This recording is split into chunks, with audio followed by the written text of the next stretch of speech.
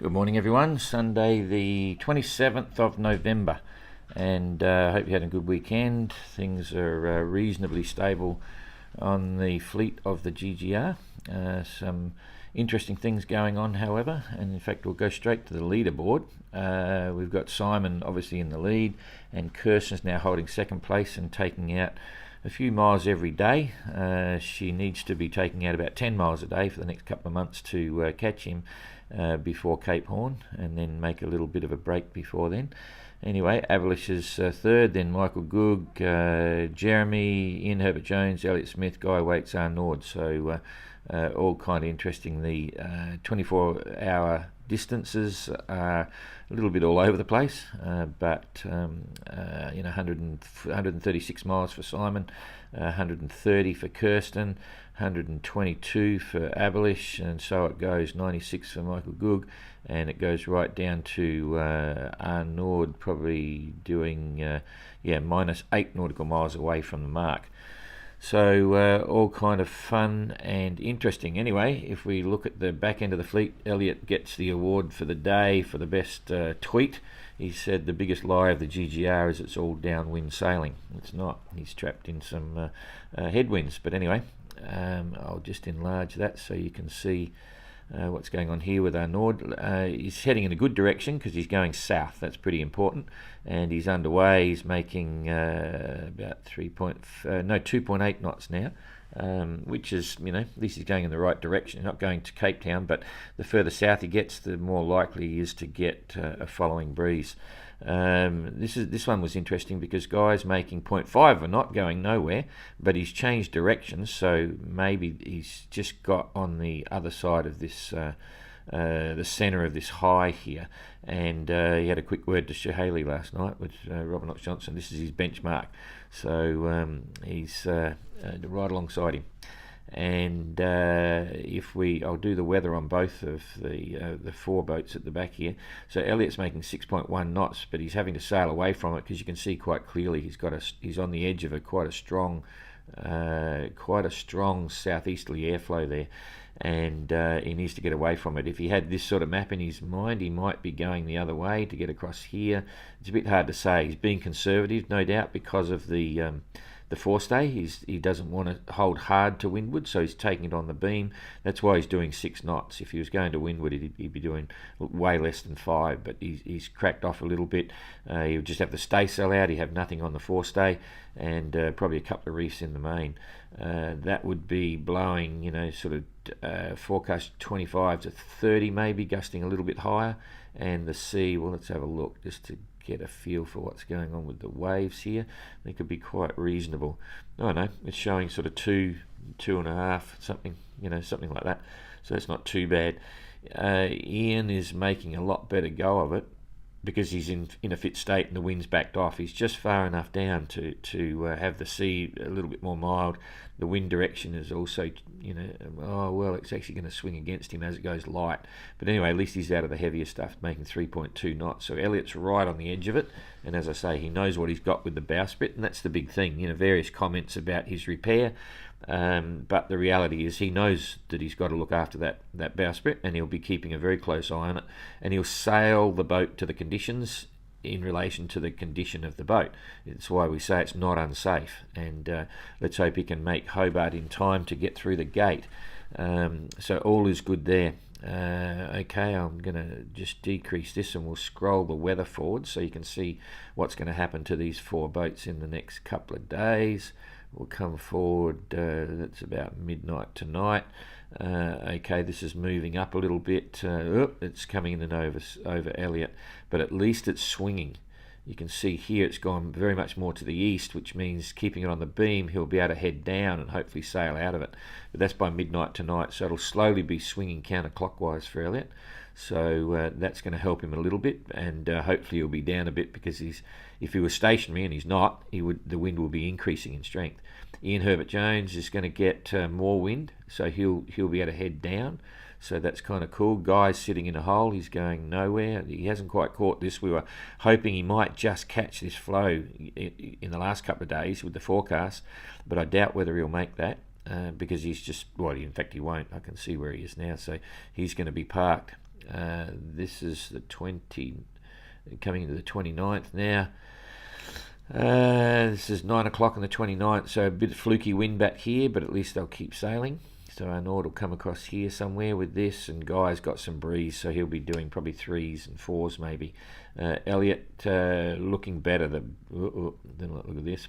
But it's a good wind direction, so I think they'll be making their way south. That looks okay by the 29th, and we'll go one more day, the 30th. Headwinds there, so Elliot could be right, and Guy and Nord, yeah, they've got some wind to keep sailing, so not so bad.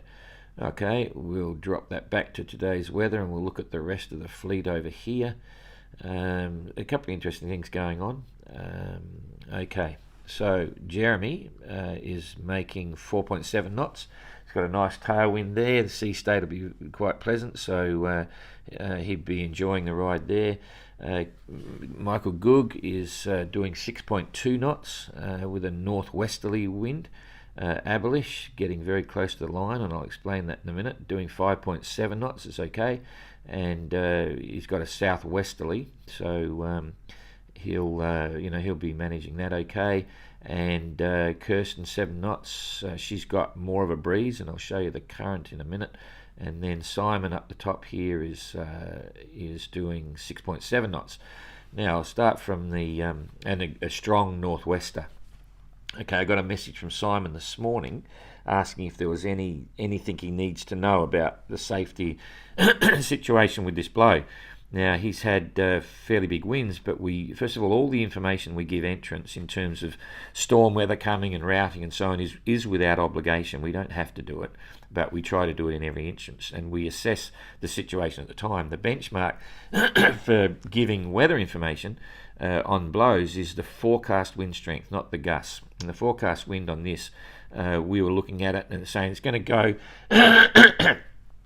close to 35, but not quite there. We also look at the colour scale here, and this only actually got to a bit over 30 knots. What I do is, you can't, with this windy advice, you have to use the colour scale to determine what's going on. So when I say forecast winds, I'm not looking at the WMO forecast, right? I'm looking at the windy forecast, which is a guide, okay? But I don't actually use that. I come back here to the actual main windy site. We subscribe to this and pay $20 a year or something, or 19 euro a year or whatever it is, and we get a much higher quality of forecast and upgraded every hour and all that sort of stuff.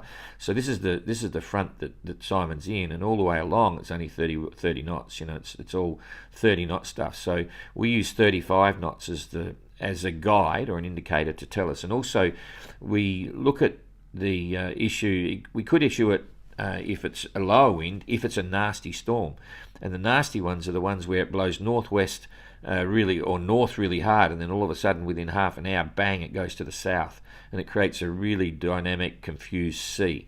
And we're not seeing any of that. I've been watching this for the last couple of days and thought, no, we don't need to make this an alert. Now, the fact that Simon has actually now come back to us and asked us, he must be getting something a bit more than what he expected, and it must be a bit bigger. Anyway, we went back to him, and because he asked, that we gave him the forecast, our opinion of the forecast, and when it's changing to the southwest.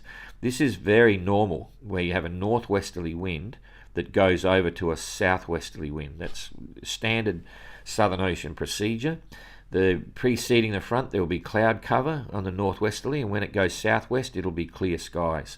And I'll show you that. You can see it here. This is the cloud cover there, and then it's slowly going to clear as it comes to the southwest. Once it settles down, you'll see there's no cloud cover in here at all. So they'll get used to that, but it sounds as if it must be blowing a little bit harder than he thought, and he was thinking, oh, this is picking up, whatever.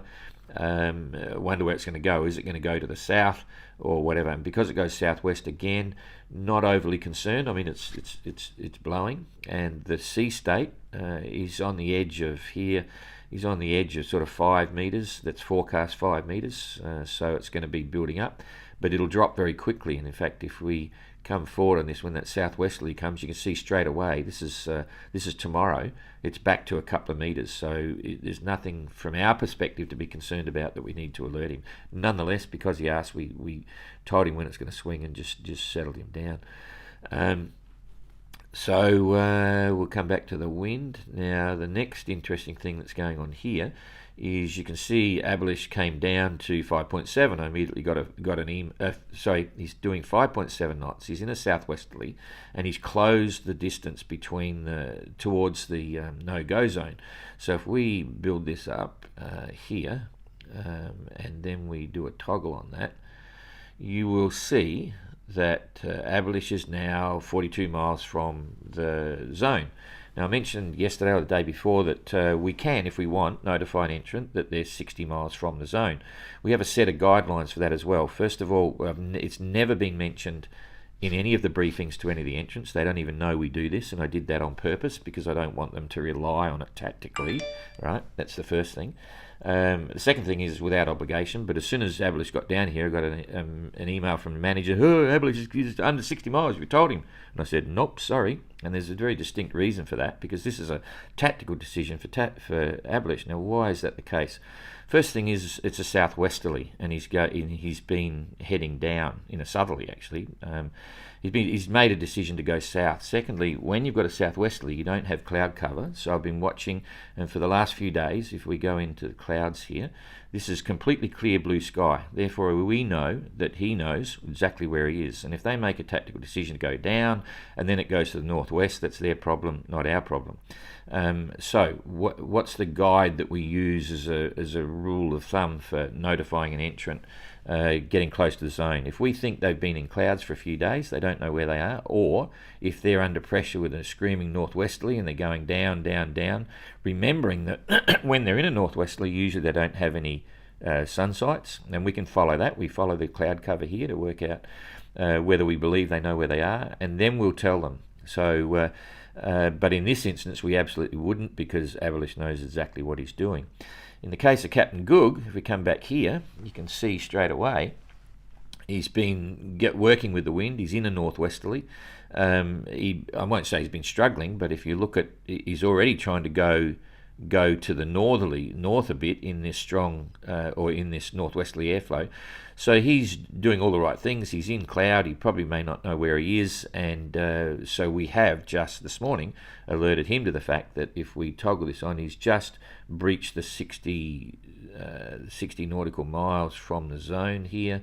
There is, or that's at 60.1. So we did actually alert Goog to the fact that he's close to the zone, but we use it sparingly and as a guide, and it's clear there's two completely different scenarios there to what's going on. So that was the answer, just to clarify how we decide on who gets a notification and who doesn't. Okay, let's go back to the wind here. Interesting looking at Kirsten. She's actually pulling away from Abelish. Again, you notice she had the currents before, so I'm not saying it's all current, but certain things are assisting. And again, that's starting to happen here. Kirsten, she's not planning this, it's pot luck down there, but she's going to get another kick here by the look of it. Abelish has got a little bit of current going along. Kirsten's just coming into this, but if she continues on with this current course where she's going, she might get another hook along the top here to give her another little push, which could give her another 5 miles, 8 miles during the day, whatever. So you know, that's a bit of a lottery. Nothing you can really plan there. Just looking back at Simon, just coming across here to Simon. Where is he? There he is. He's pretty much getting out of the current zones now, but he's got a current southern ocean current heading in the easterly direction, so that's okay. And but come back here to Goog. He's doing okay. This is a good thing. This is typical. You know, the current generally is going to the east, but that's not very strong at all. You know, that's you know, maybe half a knot or you know, a little bit more than half a knot. So that helps everyone. And Jeremy's had a big boost there on the way through. He picked that up, and now he's out of it. He'll keep going, so there's not a lot happening for him now.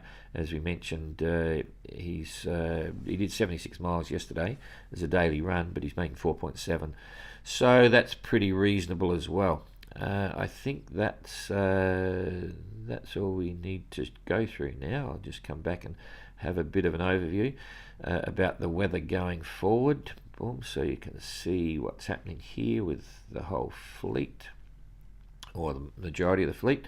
So that's today. I'm going to toggle this now, just pressing one at a time. You can see that wind swings very quickly for Simon, and it's dropping. The wind is backing off straight away. So it was just while that front was going through. Kirsten's going to be sitting in a bit of a hole there for maybe a few hours, 5 or 6 hours. Aberlish's got a nice following breeze coming into the northwest, but it's not strong. He can sail into that. He can get north if he wants to. Captain Goog, he's trying to hold north. I think he knows the zones underneath him already, and he'll get a southwesterly coming up behind him, so that'll help. Aberlish is going to get he's going to get more wind, but it's from right behind him, a westerly. No reason to go south. He should be able to keep going, have a northerly component in his course. Jeremy's going to fall into a hole after that southerly, so Jeremy's going to slow down a bit. And this is now 7:30 on the 28th, so it's in the next 24 hours. The things are moving pretty quick. So you can see Aberlish now, not a problem. He can clear out if he wants to, because he's going to have a southwester, which will blow him up. The interesting thing, if I just toggle this, just to remind you, this blue line here is Jean-Luc Van den Heede. Everyone is holding way south at the moment, possibly get the breeze, whatever it is, but remembering that's the 40th parallel, it's not a bad place to be. And in 2018, there was, that was sort of like a benchmark. People sailed down the Roaring 40s, and that's probably what you're seeing here with Jeremy. It's a good place to be, but the Roaring 40s ain't there for sailing to Australia. So that's for the day. That's one day ahead. I'll keep it going. So this is tomorrow afternoon. All looking good for Simon, Kirsten, Aberlish. Michael is going to drop in a hole, poor Newry.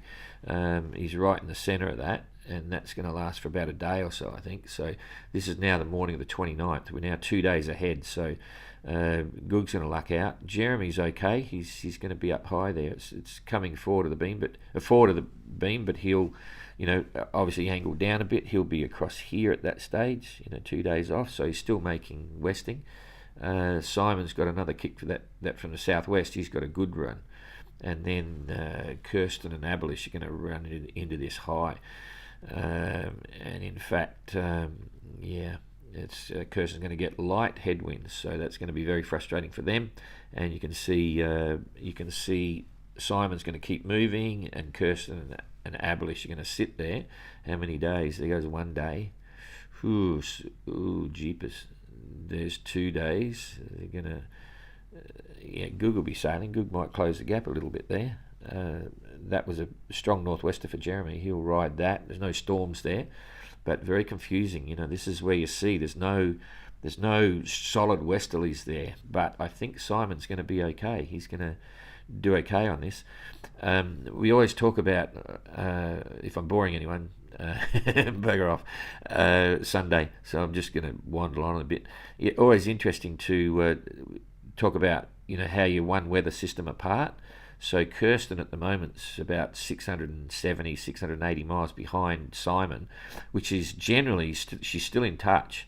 It's just sort of half a system away usually, because she's got to make sure, and same with Aberlish, they don't let Simon get much more ahead, because then it's going to be hard. You've got to cross over systems, and you can see that's sort of what's happening here. You can see when there is one system, it's hard to catch up, and they're both in different systems at the beginning and the end as it moves over the top of them. And then it's a bit of a lottery, because one could get a big run and the others just luck out, or these guys, Aberlish and Kirsten, could get a good run and close the gap. So they're still in touch at the moment, but if it gets to once Simon, if he gets 900 miles in front, it's a big problem, because then they've got to absolutely cross over a weather system. So anyway, that's about it for today. Sorry about that. I shouldn't be swearing on screen. See you tomorrow.